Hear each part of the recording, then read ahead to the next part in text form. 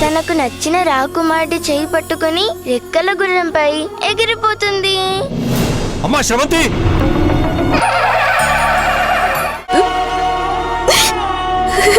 ఈశ్వరి ఊరుకో ఈశ్వరి.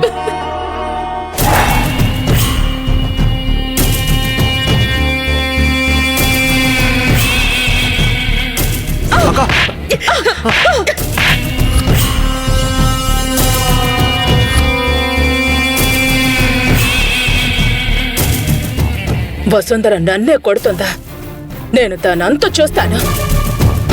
హే గిరిజా ఆగు. ఆగండి. ముందు నువ్వు కూర్చో. కూర్చో నువ్వు. కూర్చో గిరిజా కూర్చో. కూర్చో. నువ్విలా చెంపదెబ్బ తిన్నందుకు ఆ ఎంగేజ్మెంట్ ఆగిందా అంటే అదీ లేదు. అటు అది పూర్తయింది, ఇటు నిన్ను కూడా కొట్టింది. అది తలుచుకుంటేనే నా గుండె రగిలిపోతోంది. ఆ అభి అయినా పడేదేదో ఆ రింగు తొడక్క ముందు ఒక్క సెకండ్ ముందు పడిపోయినా బాగుండేది. కాని అంతా అయిపోయాక పడింది. అదే నేను తట్టుకోలేకపోతున్నానమ్మా. నువ్వింత కష్టపడి ప్లాన్ చేసావు, కానీ ఆ ప్లాన్ అంతా ఇలా ప్లాఫ్ అయింది. అయినా నువ్విలా కోపంతో రగిలిపోతే దానివల్ల ఏం లాభం?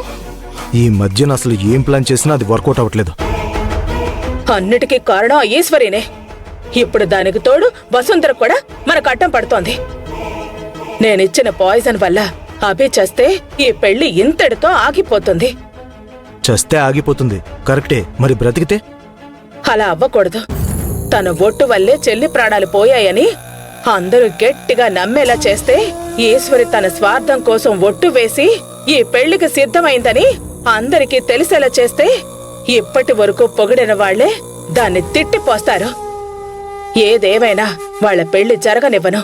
అందుకే నేనిప్పుడే హాస్పిటల్కి వెళ్లి అభి పరిస్థితి చూసి అది చావదు అనుకుంటే నేనే దగ్గరుండి మరీ దాన్ని చంపొస్తాను.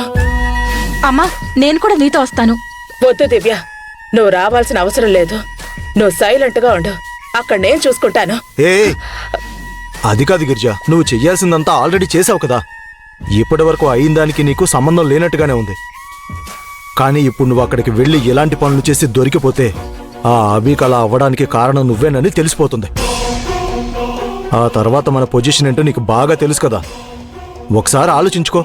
ఆలోచించి అడుగులు వేయటం వల్లే పరిస్థితి ఇంతవరకు వచ్చింది. ఇప్పుడు అభి బతికిందంటే ఈ పెళ్లి ఆగదు. దాని చావే వీటన్నిటికీ పరిష్కారం. నన్నాపాలను చూడకండి. అమ్మని వెళ్ళనివ్వండి నాన్న. మీరిలా ఆపితేనే మనకి ప్రాబ్లం అవుతుంది. నువ్వెళ్ళమ్మా. ఏ గిరిజా ఆగు. ఏంటమ్మా నువ్వు కూడా? ఎందుకో నాకు అమ్మే కరెక్ట్ అనిపిస్తోంది. నువ్వెళ్ళమ్మా. వదలండి. ఏ గిరిజా, ఏ నా మాట విను.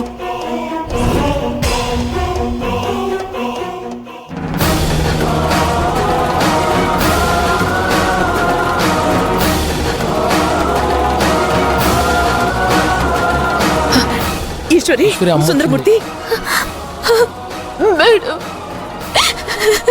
ఊరుకోమ్మా. అభికి ఇప్పుడు ఎలా ఉంది? అభి పరిస్థితి చాలా క్రిటికల్ గా ఉందంట మేడం.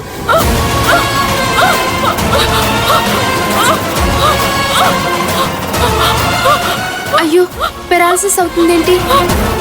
డాక్టర్! ధరణి, అర్జెంట్ గా డాక్టర్ పిలుచుకురా. పేషెంట్ కి పెరాలసిస్ వస్తుంది. డాక్టర్! డాక్టర్! ఏమైంది మేడం? అభికి ఇంకా అది అభి అభి అభి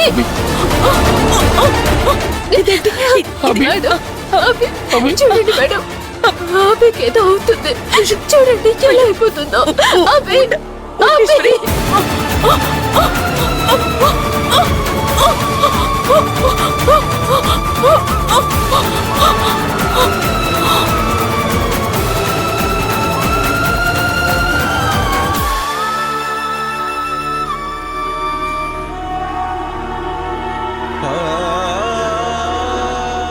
మేడం, ఈశ్వరి, మేడం, అవును, ఏం కాదు, మీరు కంగారు పడకండి.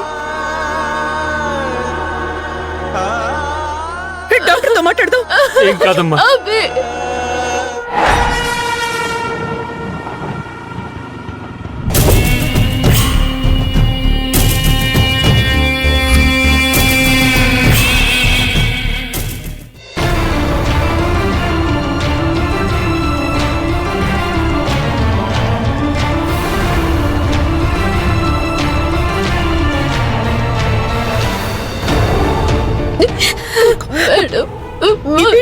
బాధపడకమ్మా. ఈశ్వరి, నేనిచ్చిన పాయిజన్ దెబ్బకి అభి ఏకంగా పైకి పోయి ఉంటుంది. అందుకే వీళ్ళు అంతలా ఏడుస్తున్నారు. బాధపడకమ్మా ఈశ్వరి. ఈశ్వరి, ఊరుకోమ్మా. అభికేం కాదమ్మా. తనకేం కాదమ్మా. నువ్వు ధైర్యంగా ఏం కాదు. ఉండు. అంటే అభి ప్రాణాలు ఇంకా గాల్లో కలిసిపోలేదా?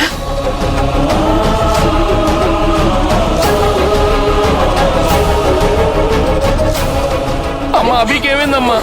అమ్మా అభి చూడమ్మా. అమ్మా సుందరముట్టి, చూడమ్మా అభిని. నువ్వు కూడా కంగారు పడితే ఎలా నాన్న?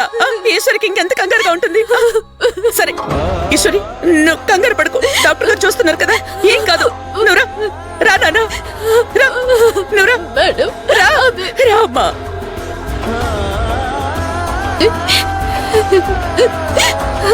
కూర్చోమ్మా, కూర్చో.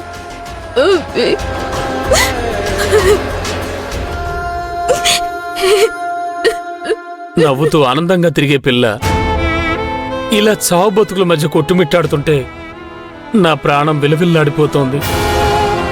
అభశుభం తెలియ నా పిల్లకి దేవుడు ఈ పరీక్ష ఎందుకు పెడుతున్నాడో అర్థం కావటం లేదు. నా వల్లే ఇలా అయ్యుంటుంది.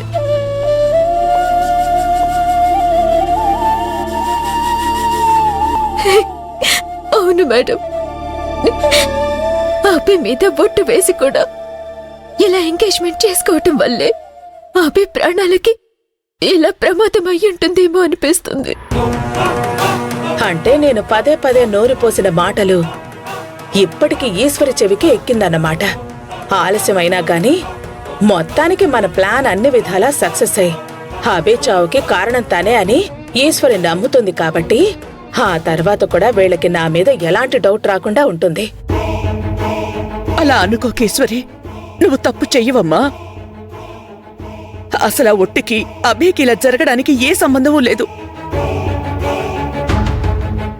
సుందరమూర్తికి నీకు పెళ్లి చేయాలనేది అమ్మవారి నిర్ణయం అయితే మధ్యలో గిరిజ రెచ్చగొట్టి బలవంతంగా ఒట్టు వేయించుకుంది. ఇందులో నీ తప్పేమాత్రం లేదు కాబట్టి తప్పు చేయని వాళ్ళకి అమ్మవారు శిక్ష వెయ్యదమ్మా. పైగా ఏ పాపం ఎరుగని అభిప్రాణాలని అమ్మవారు కాపాడి తీరుతారు. నాకు ఆ నమ్మకం ఉంది. మీరు ఆ నమ్మకంతోనే ఉండండి. నేనిచ్చిన పాయిజన్తో అభి ప్రాణాలు పోవటం ఖాయం. ఒకవేళ పోకపోయినా నేనే దాని ప్రాణాలు తీసి తీరుతాను.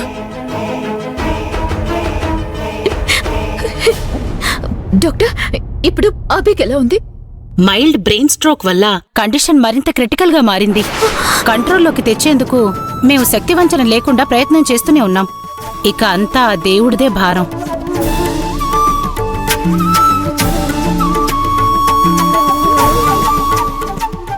ప్రాణాలు కాపాడే డాక్టరే ఆ దేవుడి మీద భారం వేసి మాట్లాడుతున్నారు అంటే ఇక అభి బతకదు అని వాళ్ళకి అర్థమైపోయి ఉంటుంది. ఈశ్వరి, నువ్వు ధైర్యంగా ఉండమ్మా.